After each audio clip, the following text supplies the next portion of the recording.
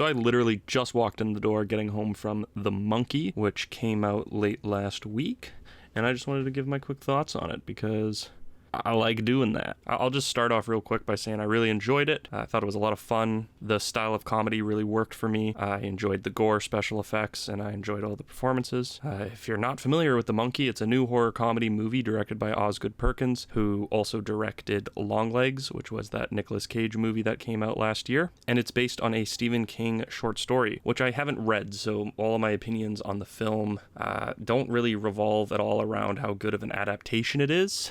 It's completely based on what I just thought of the movie. You know, and so this isn't like a review. I'm kind of hesitant to do reviews in general. I kind of just want to give my thoughts, and I think, you know, fresh from the theater is a good time to give my thoughts. Like I said already, I really liked it. The comedy in particular just really worked for me. I can't think of another movie that I think really nailed this style of comedy that well in a long time. It's a black comedy, you know, all the humor revolves around, you know, death and being mean-spirited and people being hurt and that kind of thing.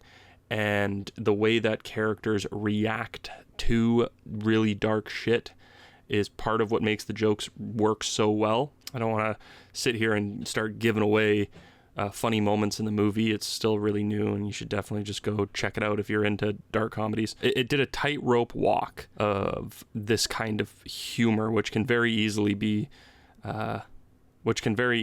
the mark, and has in other films. The movie's kind of in two halves, like not split perfectly down the middle, but the first half of the movie would be with the child actors, and then the second half of the movie is the child characters grown up 25 years later. And I thought that not only were the performances in the adult half of the plot good, but the child actors also did a fantastic job. I really liked the monkey prop, and I also really enjoyed how the movie looked and sounded. And it's not like, oh, it sounded good, like the music was good and the score was good. I just like the way that the voices sounded. I'm far from an audio engineer. It's one of my weakest points as an editor, but I was listening to it, and it doesn't sound like clean might be the wrong word, but it doesn't sound as clean as a lot of other films do. There was a bit of,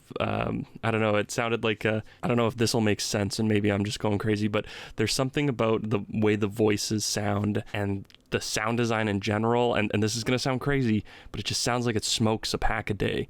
Something gravelly about it and something really real about it. It doesn't sound too clean, and that's just a preference I have for most things in film. Whether it's the camera quality or the sound design, if it sounds too clean and perfect, it kind of takes me out of the experience. I can appreciate it and I can go, wow, they fucking nailed it. But I like a little bit of grime, and there's something in the sound department and in the way that the film looks that felt gravelly. And that's the only word I can think of. I'm sure that somebody out there is sitting there listening to this going, no, this is what this is, idiot. Like, you fucking know what you're talking about before you start recording audio. So that's about it. I really like the film. I am excited to see what Osgood Perkins does next, and I think that this film would pair well with Monkey Shines, the George Romero movie. That's it.